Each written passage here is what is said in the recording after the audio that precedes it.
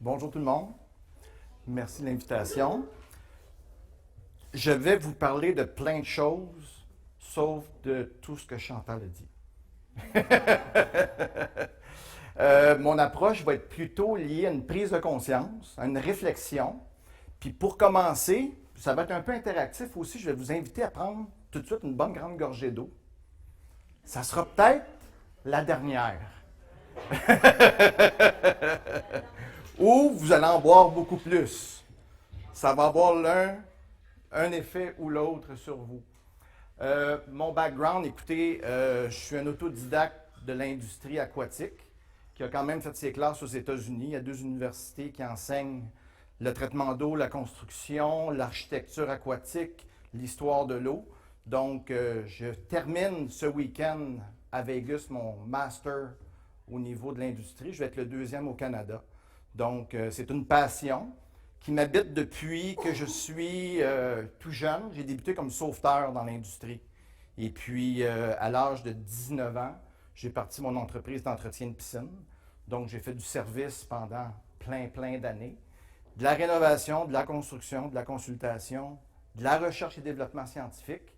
Fait que je ne vous parlerai pas de choses compliquées aujourd'hui, de monopersulfate de potassium, puis de bombardement UV, puis de génération d'hydroxyle on ne sera pas là du tout. Pas là du tout. Alors, je vais vous parler, vous avez comme sur votre site web la petite phrase « La santé par l'eau, sanitas per aquam ».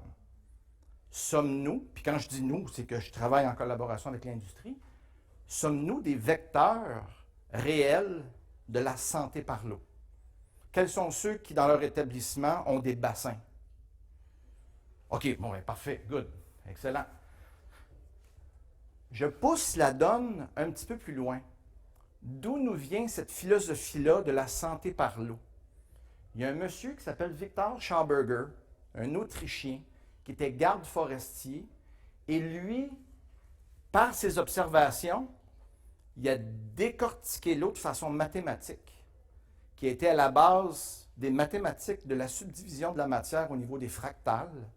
M. Schauberger a compris des choses sur l'eau que des scientifiques nobelisés des années 2000 font des recherches sur ces découvertes fin des années 1800, début des années 1900. Sa phrase à lui, tout passe par l'observation, la compréhension et l'imitation de la nature. Ce qui, au niveau industriel ou au niveau de certaines entreprises, qu'on appelle le biomimétisme. Et un exemple très simple que vous allez comprendre, ce sont les TGV. Le nez des TGV a changé au fil du temps parce que les trains TGV devaient ralentir pour rentrer dans un tunnel.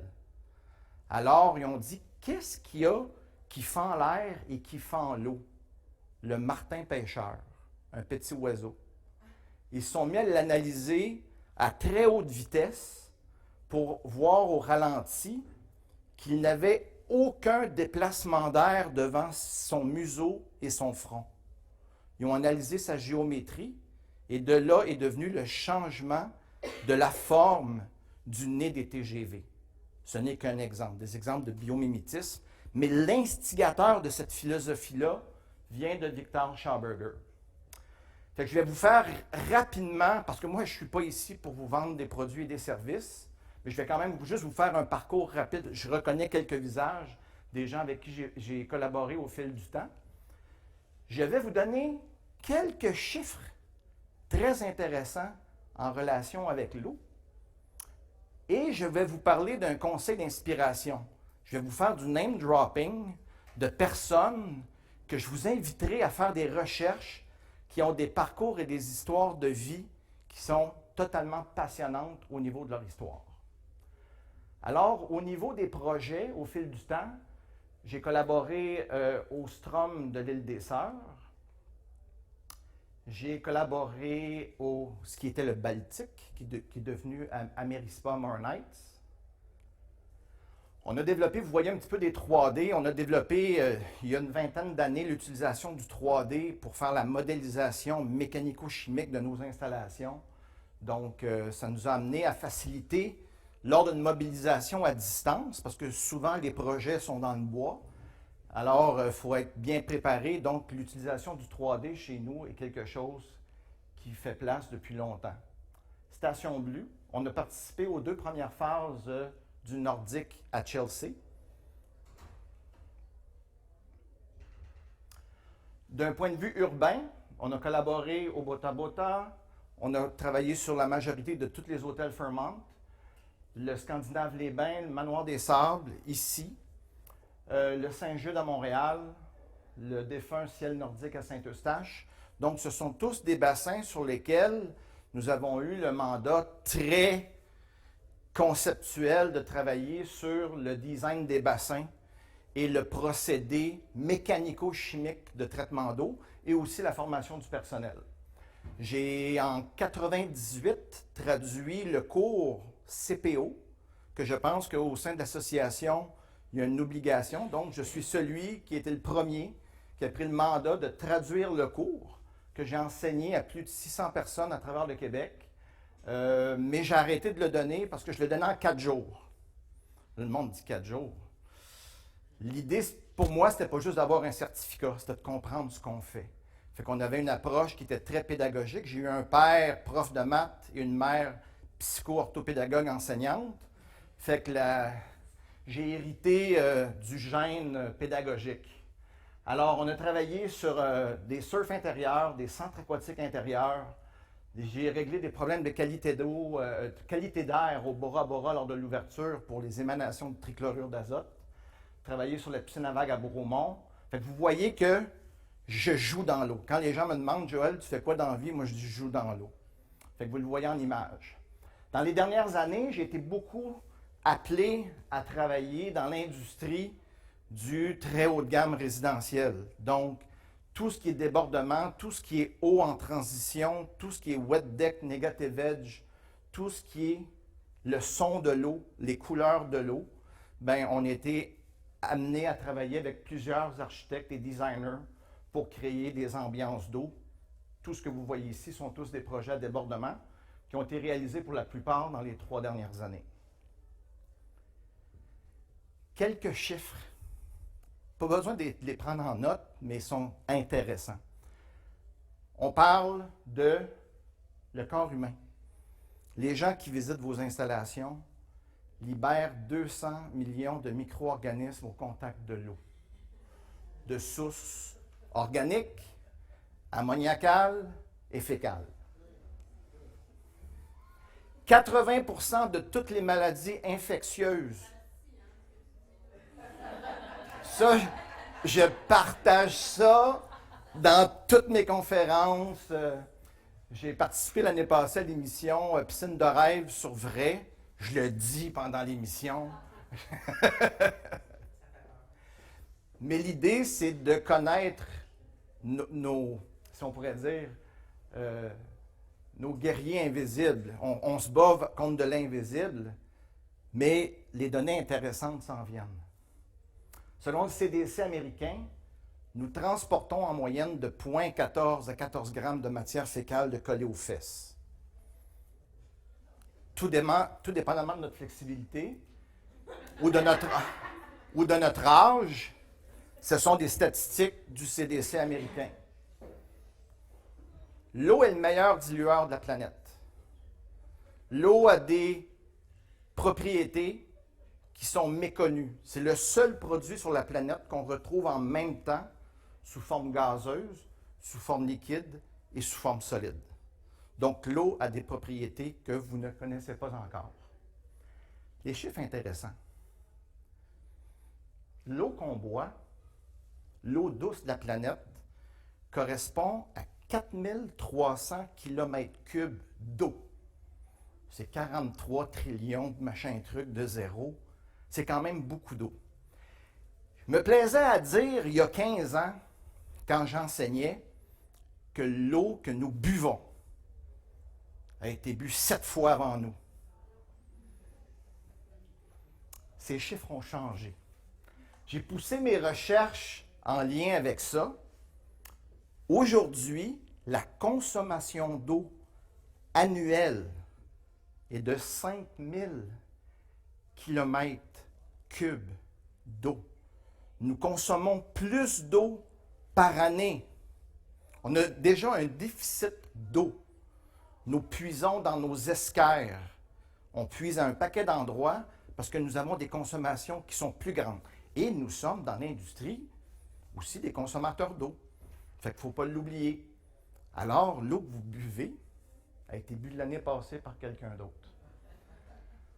Encore plus intéressant, pendant 196 millions d'années, qu'est-ce qu'on retrouve dans l'eau du robinet aujourd'hui? Initialement, ce qu'on boit, c'est l'urine des dinosaures. Ils ont bu pendant 186 millions d'années 5 fois le volume d'eau de la Terre. Ils l'ont bu 5 fois. Et nous, à partir, on la boit, on la consomme 1 fois par année. Dans cette eau-là, nous, on est là depuis 200 000 ans. Eux ont été là pendant 186 millions d'années. On retrouve dans l'eau qui est là des médicaments, des hormones, du plastique, des pesticides, des métaux lourds, des sous-produits chlorés. Le chlore, pour se rendre jusqu'à votre table ou à votre robinet, on y injecte du chlore sous une forme de chlore combiné qu'on ne veut pas avoir dans nos bassins, mais c'est ce qu'ils mettent dans l'eau d'aqueduc. Alors, il y a plein de choses dans l'eau qui ne sont pas nécessairement des choses qu'on aime savoir qui se retrouvent dans notre eau. Une donnée importante qu'on oublie tous, c'est laquelle? Une des données les plus importantes par rapport au Sanitas Paraquam. Une idée, une suggestion? Nous sommes 78 à 60 % d'eau. L'eau est une batterie. L'eau est une matière qui emmagasine de l'énergie, de la lumière. On est vivant, on est présent parce que nous sommes le fruit de l'eau et de la lumière. Ça prend de la lumière pour créer de la vie. Fait que de se cacher du soleil, c'est pas nécessairement bon, mais ça, c'est pas moi qui le dis. C'est un des messieurs que je vais vous présenter tantôt qui dit que le soleil, c'est pas si méchant que ça.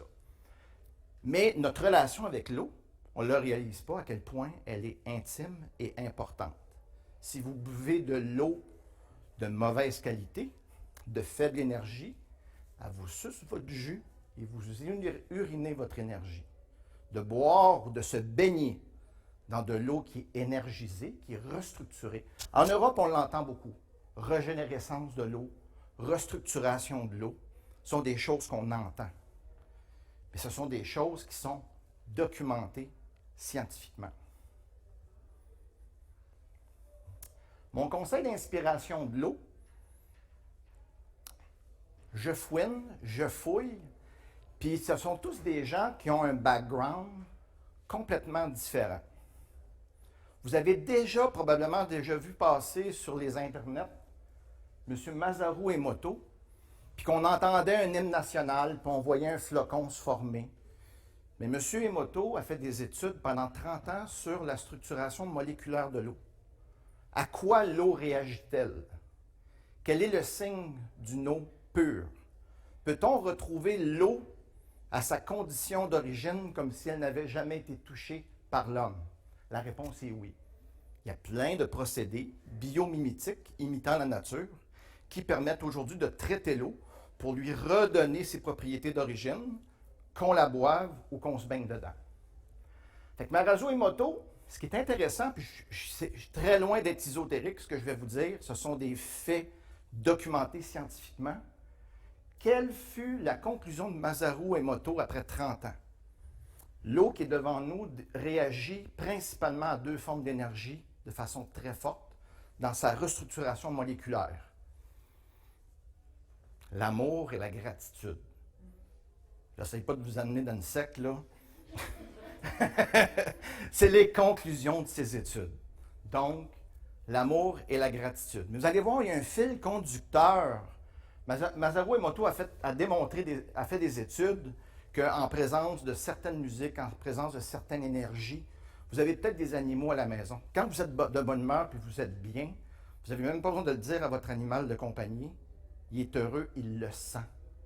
Bien, notre eau nous permet un emmagasinage électrique et qui peut se percevoir et se sentir. Donc, l'amour et la gratitude, Masaru Emoto, c'est ce que lui nous a enseigné.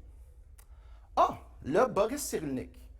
Boris Cyrulnik, ça, c'est un monsieur qui vit. C'est notre Socrate, c'est notre Platon contemporain. Moi, j'ai découvert ce monsieur-là en écoutant une entrevue avec Stéphane Bureau. Boris Cyrulnik est un rescapé d'un camp de concentration juif où ses parents ont été tués.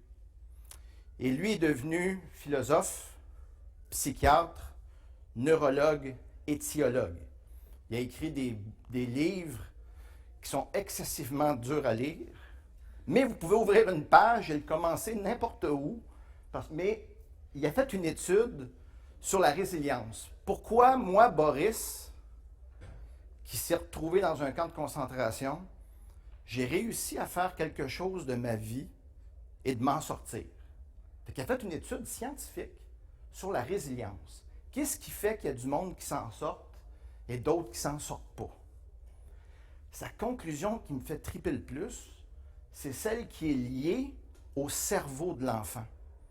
Il dit le cerveau de l'enfant, entre 4 et 7 ans, c'est la phase où il peut y avoir de plus de développement positif dans sa grosseur, son contenu, et les enfants qui ont eu des formations cérébrales hors de la moyenne étaient des enfants dont l'enfant était en présence de parents aimants.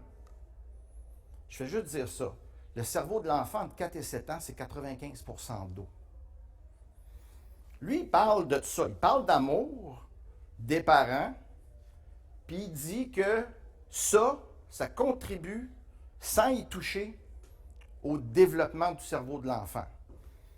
Intéressant. C'est un scientifique, Boris, là. C'est pas... Il n'aime aucune secte. C'est un scientifique. Je reparle de M. Schauberger, parce que Schauberger, lui, ce qui était intéressant... es-tu correct dans le temps? Oui? OK. Fait que M. Schauberger, il a poussé assez ses recherches et son développement que ses analyses d'une raie de mer a été suffisamment poussées pour que son brevet serve au développement de l'avion stealth américain. C'est pour vous dire que ce monsieur-là, fin des années 1800, début des années 1900, a encore eu des impacts par ses brevets au niveau de l'industrialisation. Et M. Schauberger disait, début des années 1900, préparez-vous, bientôt vous allez payer l'eau plus cher que le pétrole.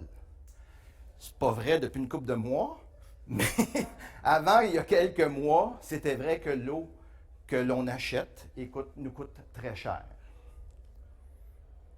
Jack Kruse, neurologue, ce monsieur-là opère des cerveaux. Puis à un moment donné, au niveau de sa santé personnelle, il l'échappe un peu, il monte à 350 livres, puis pendant une opération, il y a un genou qui lâche. Il y a une consoeur qui lui amène des livres, elle dit « Jack, elle dit, t'es un gars brillant. Elle dit, c'est un peu plate de te voir te dégénérer comme ça. Lis ça. » Elle lui amène des documents sur la biologie et la physique quantique. Là, on connaît les os, on connaît le système nerveux, on connaît le sang, mais quand on tombe dans la biologie, la physique quantique, on tombe dans l'infiniment petit. C'est lui, quand je vous disais que c'est bon de s'exposer à la lumière. Lui, il dit que c'est bon de marcher nu-pied, de se grounder avec le sol, parce que c'est de là qu'on vient. Vous comprenez, il y a une approche qui est très, très, très métabolique. Et lorsqu'après une conférence d'1h30, on l'écoute et qu'on saigne un petit peu du nez parce qu'il tombe dans la micro des mots qu'on ne comprend pas, mais en conclusion, quand on lui dit « Jack, si on entend tout ce que tu dis, ça serait quoi le conseil numéro 1 que tu nous dis? » Ben, dis de boire de la bonne eau. Encore là, lui revient, ils ont tous un dénominateur commun qui est par rapport à l'importance de l'eau dans notre vie. L'eau est notre catalyseur et notre régulateur, et donc de consommer, il dit oui, consommer de l'eau, mais de la bonne eau. La dernière et non la moindre, qui vient un peu rapper tout ce beau monde-là, Lisa Rankin est une médecin qui, après son 3e divorce et une panoplie de pilules dans sa salle de bain, a dit « Il y a de quoi que je n'ai pas compris par rapport à la santé. » Elle dit « Ma vie est déséquilibrée, 3 mariages, plein de pilules, puis j'arrive même pas, moi, médecin, à trouver une façon de me guérir. » Fait qu'elle a défroqué de la médecine pendant 2 ans pour faire des recherches. Elle est repartie un petit peu de la pyramide de Maslow. Elle a analysé un petit peu ce qui était l'analyse des besoins de Maslow. Mais elle dit aujourd'hui, avec notre rythme de vie, elle dit qu'il y a plusieurs autres facteurs qui rentrent en ligne de compte avec ça. Elle a amené, par exemple, la sexualité, la créativité, l'argent, la santé mentale, la santé physique, et ça part du Inner Pilot Light, l'intuition. Elle a dit, ma pyramide, moi, c'est une pyramide de crêpes. Elle dit, c'est pas comme Maslow. Elle dit, c'est plus soft un peu. Elle dit, ça va à gauche, ça va à droite. Ça dépend comment qu'on file. Mais elle dit, l'élément qui est important de tout ça, elle dit, pour faire tenir une pyramide de crêpes, elle dit, ça prend du sirop d'érable. Du Québec. Non, elle n'a pas dit ça. Mais elle dit carrément que ça prend un enrobage, ça prend un sirop d'érable. Et ce sirop-là est constitué de quoi? De 4 éléments. Et ces 4 éléments contenus dans son sirop d'érable sont être au service, le plaisir, la gratitude et l'amour. C'est une scientifique qui dit ça. Qu'elle, maintenant, son traitement de la santé passe par des éléments aussi anodins pour recréer un équilibre dans ta vie. Mais encore là, ce qui est drôle qui revient, on reparle d'amour et de gratitude que notre ami Masaru Emoto parlait au début. Fait que ce que je vous dis à travers ça, c'est que l'eau, pour être des promoteurs de la santé par l'eau, il faut en connaître les vertus, il faut en connaître les limites. Puis mon objectif aujourd'hui, il était très simple. Comme vous avez vu, je n'ai pas trop parlé de filtration puis de produits chimiques, puis moi, c'était pas le but de mon exercice aujourd'hui, mais c'était de créer une sensibilisation liée au respect de la ressource, de l'utiliser adéquatement et d'être conscient aussi, comme Chantal l'a dit plus tôt, il y a maintenant des technologies, des approches où on peut carrément faire des soins d'induction liés avec l'eau, du bien-être lié à la conductivité de l'eau par des musiques isochrones pour la relaxation cérébrale. On parlait de nouvelles technologies tantôt. Il y en a tout plein. Mais ce que je tenais à faire aujourd'hui, c'était de créer une réflexion pour dire, sommes-nous vraiment des vecteurs de santé par l'eau? Avons-nous les outils, les moyens et les connaissances pour bien le faire? Fait que moi, c'était d'ouvrir la discussion et d'avoir une réflexion par rapport à ça. Fait que sur ce, la santé par l'eau, Sanitas Speraquam. Il y a un ami, il y a 6 ans, qui m'a dit, Joël, il dit, crée une mission, puis il dit, bâtis toutes tes affaires de business, puis de formation autour de ça. Puis il dit, ça serait quoi ta mission? Ben, j'ai dit, redonner vie à l'eau pour redonner la santé à l'homme. Ça rejoint un peu ça, de se servir de l'eau. Mais l'eau, il faut la traiter adéquatement pour aller rechercher sa vraie vitalité. Alors, dans un geste de gratitude, comme ça va être bon pour notre eau, je vous dis merci. Puis ça conclut ma présentation sur la santé par l'eau.